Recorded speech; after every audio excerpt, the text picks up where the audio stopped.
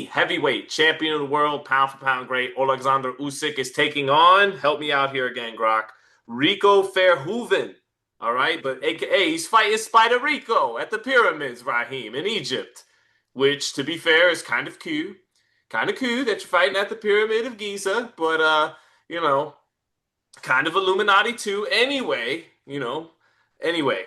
Spider Rico Verhoeven, known as the king of kickboxing, the Dutch kickboxing heavyweight champion of the world. People were getting ready. Not you. You were excited for Usyk versus Wilder. It was one thing to say you're not going to fight Kabayel. Italma, that'll never happen. Italma's still got to get ready for an assignment of that magnitude. But to just call up Rico Verhoeven in a kickbox, and then for the WBC to sanction it at this time. I mean, hey, they ranked Conor Benn #1 when he hadn't fought in welterweight in a while. They get Ryan Garcia off a loss, a title shot. What's letting a kickboxer who's 1-0 as a professional boxer fight for their heavyweight title of the world? Anyways, Raheem, what do you think of this Usyk taking on Rico Verhoeven? I mean, first of all, Sean and all those who tune in to see and listen to Sean and have to put up with me, I am on the road, so you'll have to forgive a little bit of camera jockeying as I try to get in position here, and hope that my internet remains somewhat stable. If not, just keep watching. Sean will be back soon. The first thing I would like to do is change the title of this fight to "Who is this geezer?" So what is this? I don't begrudge Usyk taking a voluntary, but I thought he was going to be a voluntary boxer, a voluntary like Wilder, who a lot of people were not excited about the potential of seeing get a shot at the unified heavyweight championship, but I could make a case for having earned that real estate, for it being a voluntary, legitimate opponent and given an ex-champion one more crack at the glory. I can totally make a case and have done for exactly that fight. I don't know who Rico is. Doesn't mean he's nobody in the sense that he's clearly accomplished quite a bit in the combat sports. I just found that out 30 minutes ago. It doesn't mean that there's any disrespect for Rico himself. I don't know enough about him to respect, or certainly not nearly enough about him to disrespect him. So please don't take my forthcoming comments in that light. Simply put, it is a disrespect to the boxing audience and to our very sense of right and wrong to give this man a first-time challenger at the heavyweight division of boxing a WBC title shot.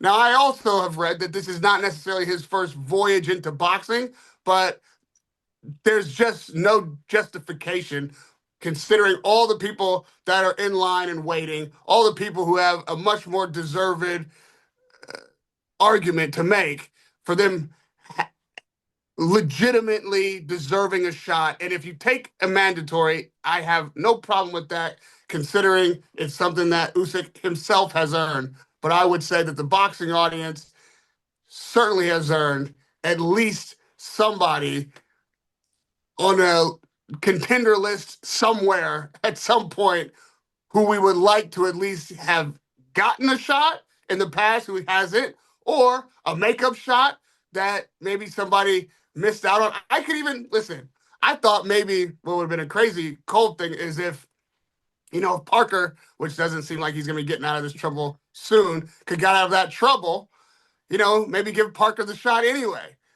I mean, there's a dozen people in different scenarios I could come up with who Usyk could have put in that slot that would have been credible and a credit to him as unified and two-time undisputed heavyweight champion.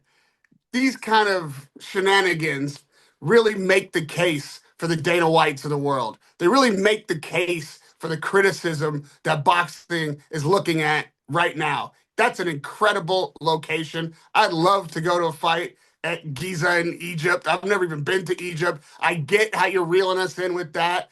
But, mate, a kickboxer for the WBC Heavyweight Championship, a guy that nobody in boxing knows or regards as a fighter, as a boxer, certainly as a fighter, but not as a boxer. It's a thumb in the eye, man. Even the Ngannou fight for Tyson Fury, which plenty of people had plenty to say about, wasn't for the title. And that was the correct call. That Tyson Fury made a lot of people wait. Tyson Fury chose that opponent. Tyson Fury took a lot of criticism for doing that fight, and Tyson Fury got knocked down in that fight. And some people think Tyson Fury lost that fight. So I'm not even going so far as to say, to me, this unknown entity and what his boxing ability may or may not be couldn't have some success against Usyk.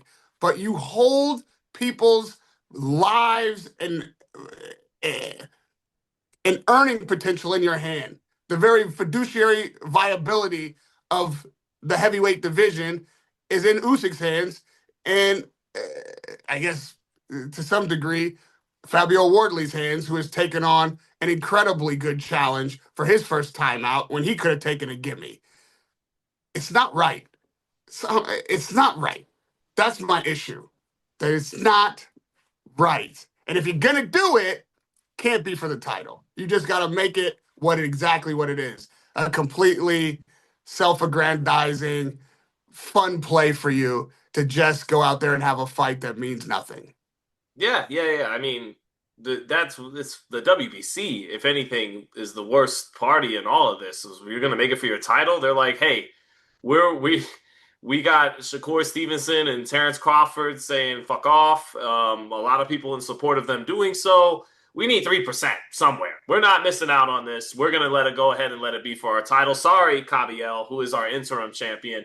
And by the way, man, they do not make their interim champions fight their actual champions a whole lot, whether it's Virgil Ortiz and Sebastian Fundora, whether it's they haven't even thought of Pitbull Cruz having to fight Dalton Smith. And yeah, David Benavidez was their interim champion with Canelo for a while. What is even the point of this second interim title? But that being said, yeah, Mayweather McGregor wasn't for the 154-pound title. Floyd had long vacated it after, then retiring in 2015. You mentioned none of the sanctioning bodies had Fury's title on the line for Ngannou, but it was for the lineal title. So for what that's worth, the now ring title, whatever. Anyway, yeah, I hear you. It's a magazine. A magazine, yeah. So it's a Tyson Fury fever dream. Right. Okay. Fair enough. You are not alone in holding that viewpoint. I don't know if you can retain lineal status after leaving the sport for a couple years and ducking a Vladimir Klitschko rematch. I get it. But it's a lot as always. As what is ruining this planet is the whataboutism game. It's a deadly game that is eroding all aspects of us. Right. And so it's like, well, what about when Muhammad Ali fought Antonio Inoki? It's like, well, when Ali had to stand on a top rope and kick down at Inoki, and he didn't know whether that was going to be a shoot or a work coming in. Yeah, that fight sucked. Whether it's Mayweather against McGregor, although in McGregor and Ngannou against Fury and Floyd, Ngannou and McGregor were known as strikers and were considered the heavyweight champion in their sport, as is Rico, as is our man Spider Rico here. So to give them some points and objectivity for all three. I'm being too long-winded here. Can we say all of it fucking sucks? All right? How about that? How about we squash all whataboutisms, whether it's the great Muhammad Ali, whether it's Tyson Fury, whether it's Floyd Mayweather, whether it's Oleksandr Usyk. They're all great fighters to different statures, first ballot Hall of Famers, and it's all fucking stupid when they do this, and we'll all make them a lot of money. But that is, I don't know. Yeah. All right. Is that fair? Yeah, but of course it's fair, and we give them some grace. We're not absolutists or whataboutists. I'm saying that there's a way to do this, and Floyd was absolutely wrong to make that fight. Well, I guess Floyd himself wasn't the one to make the decision, so I guess the decision was made that Conor McGregor fight would be a sanctioned bout. That fight should never have gone on his professional record.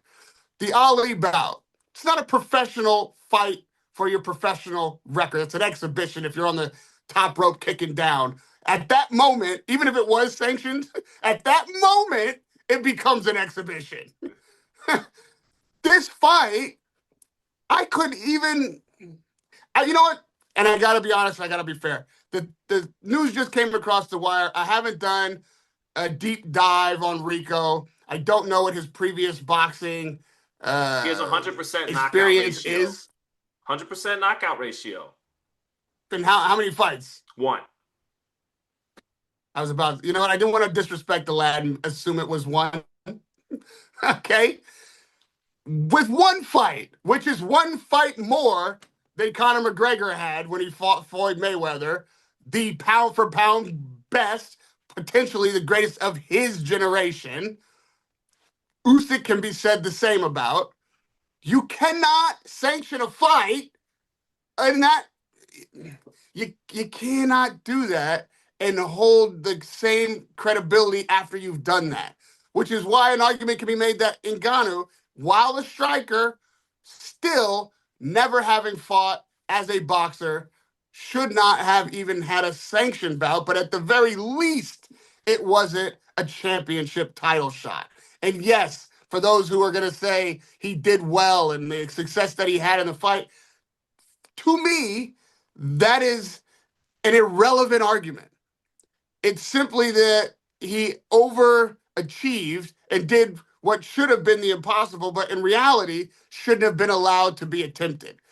There are certain things that you're not allowed to do because the attempt is too dangerous and the credibility of the whatever body is meant to keep things safe and keep things credible have to step in and say you can't do that.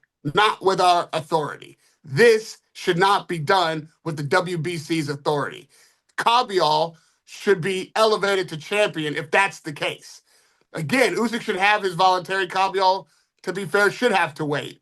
But if you're going to put the title on the line, he shouldn't have to wait. If that's the case, then the title is, again, just a way for the WBC to pick 3% of everybody's pocket. And that's what we're looking at.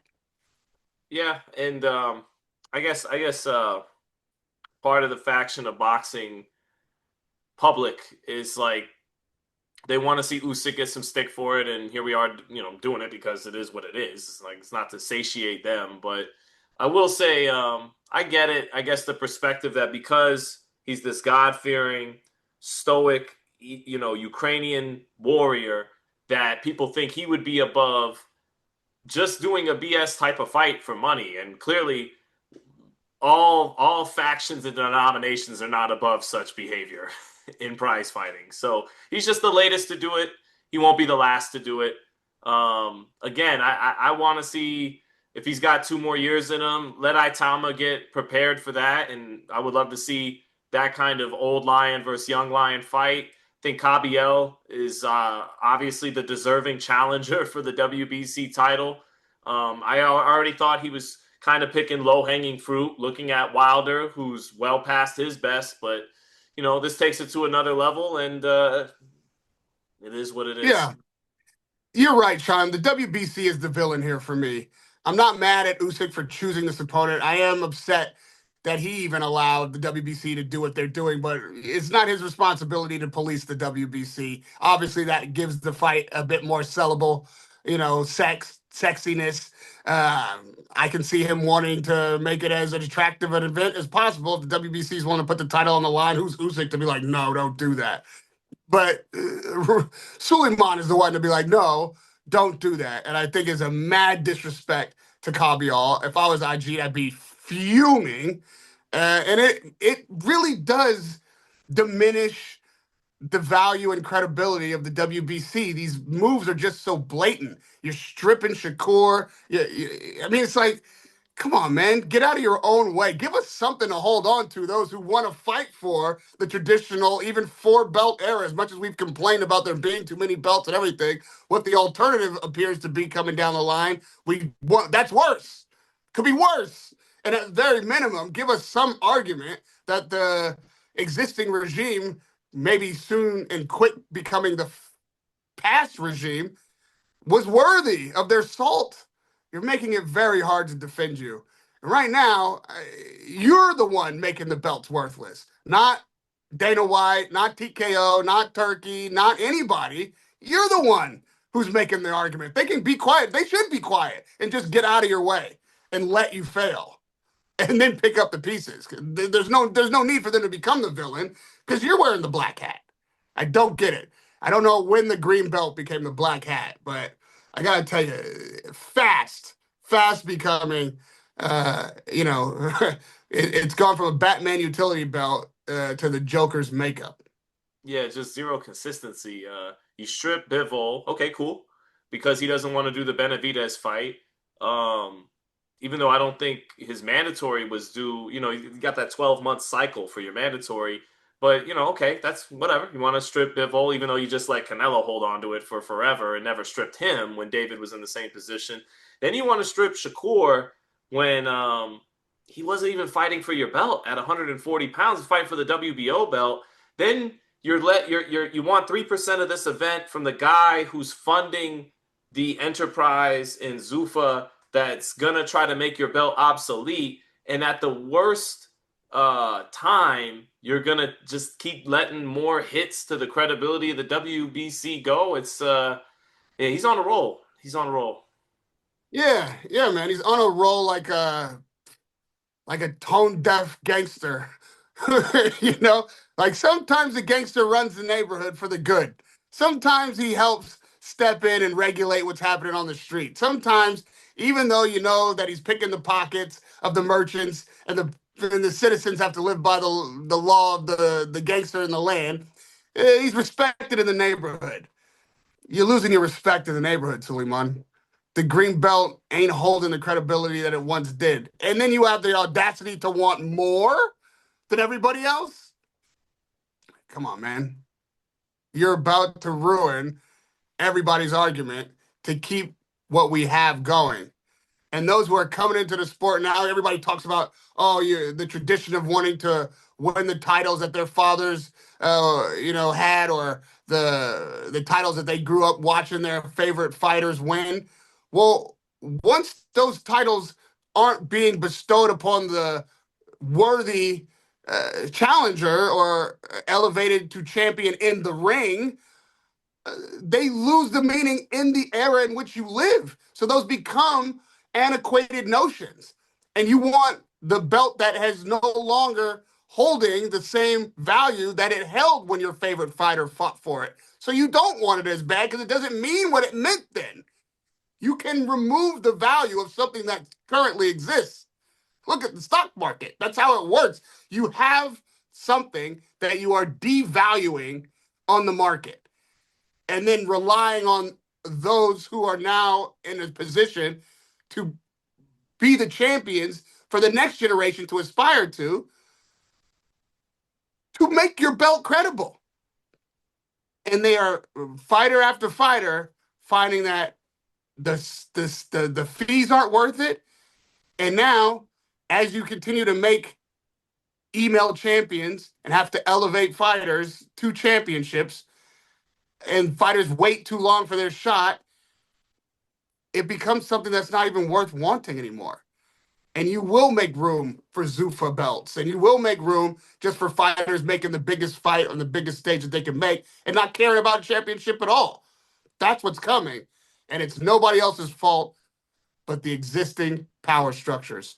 Nobody else. The call is coming from inside the house. Two questions for you, the great Radio Raheem.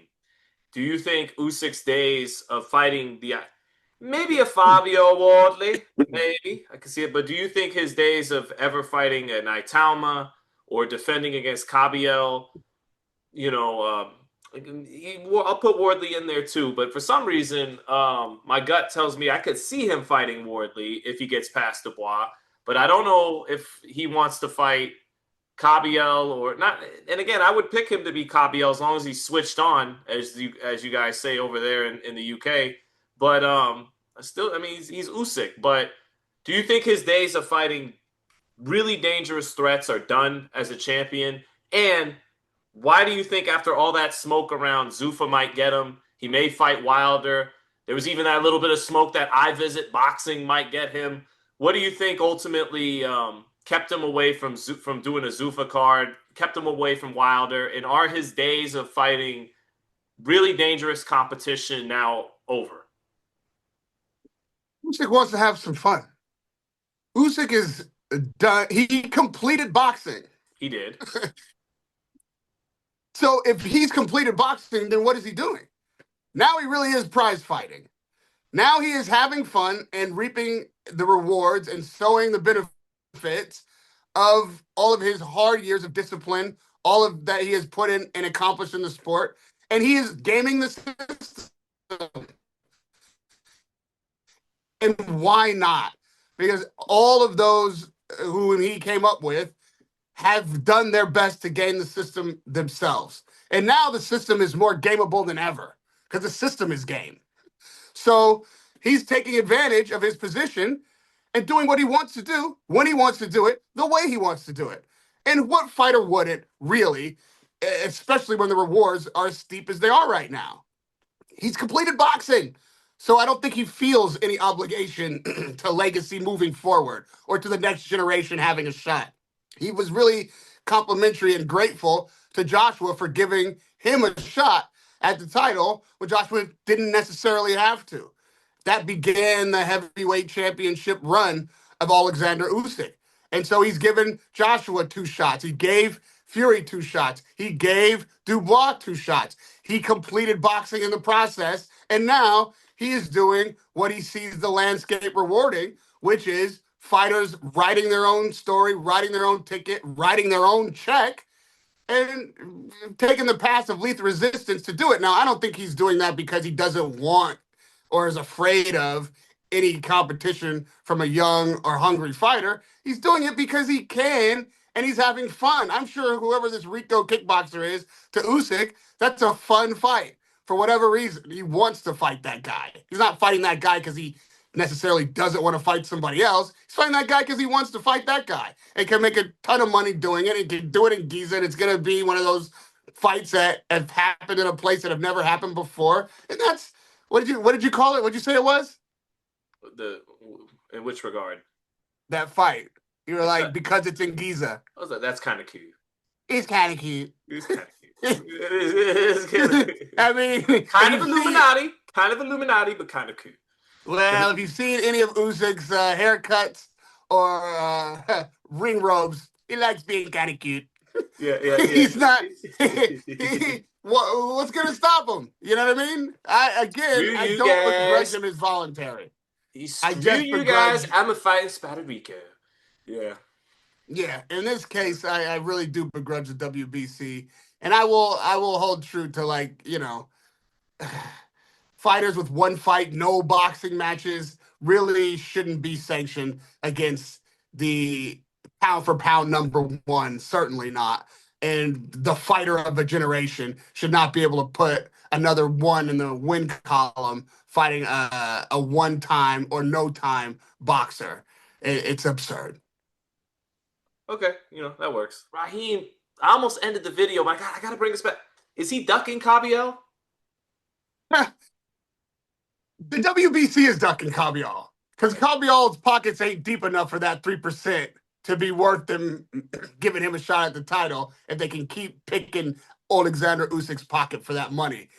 Kabayel should fight the Suleiman for the WBC title.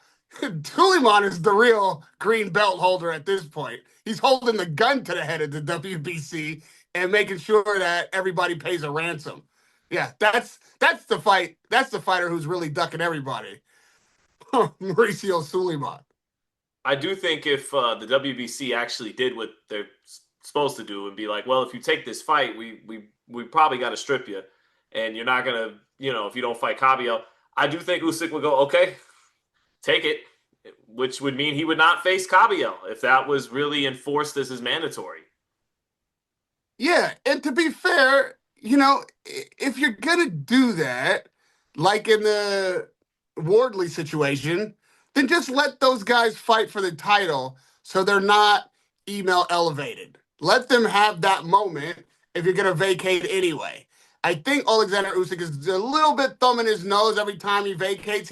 So just to let people know and remind people that these guys are not real champions. It's still me. It's the lineal argument that we heard from Fury. However, this one, of course, carries more weight because he's still an active fighter. He's still allowed his voluntary, but he should not be allowed his voluntary with the sanctioning of the WBC for the world title. And Kabayel, if that is the case, should either wait and that title not be on the line. And if Usyk doesn't face Kabayel after this, then Kabayel gets elevated, or he gets elevated now and let him have his next fight defending his title. What can't happen is that some one-time boxer steps in front of everybody and gets the shot to claim 1/4 of the heavyweight championship. That is just selling the belt, period. And you are using it as a promotional tool solely that has absolutely, to your words about boxing, no soul. What does it mean? What does it mean?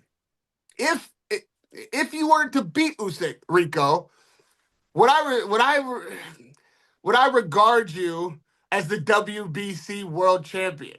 I guess we would have to. But is it right that you could become that with all of these fighters who have earned their position to be in line for that?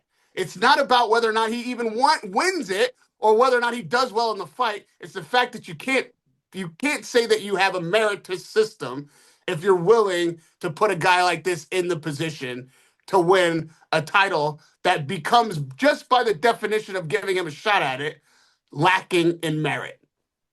I'm not mad at you if you just want to go with the blatant, Usyk ducking Kabayel. I'm not mad at it. I'd favor Usyk doing his thing, firing on all cylinders over Kabayel, but Kabayel's got as much momentum as anybody in the heavyweight division right now, not named Usyk. So I'm not mad at it. Go for it. Have fun. I'm willing to say Usyk's not ducking anybody because when I feel the connotation for I ducking, won't say it, but I'm not mad at you if you say it. No, I'm saying ducking, to me, the connotations of that is that you are afraid of somebody or you are actively avoiding somebody because you feel like you either can't beat them or it's too big a risk that you won't beat them. I believe it's not a negative in that he's ducking somebody. I believe he is actively doing what he wants to do, and he recognizes that he has leverage in the game, and he's playing it to his advantage. Usyk is finally just having fun and getting paid handsomely for his efforts to do so. And he's not going to be beholden to the fans' demands. He's not going to be beholden to so-called legacy because he's already completed boxing. And he is not going to be beholden to any mandatories because in his mind, they hold no real weight. They hold no real weight. You can't make him do anything. And really, as long as you can have a fight in Giza, getting what I'm sure paid handsomely, and it's going to be a ring show and all the trappings of that, then what's your motivation for fighting a Kabayel? Where, in Germany? You're going to go to Dusseldorf instead? Absolutely not. You're going to Giza with some Giza nobody's ever heard of.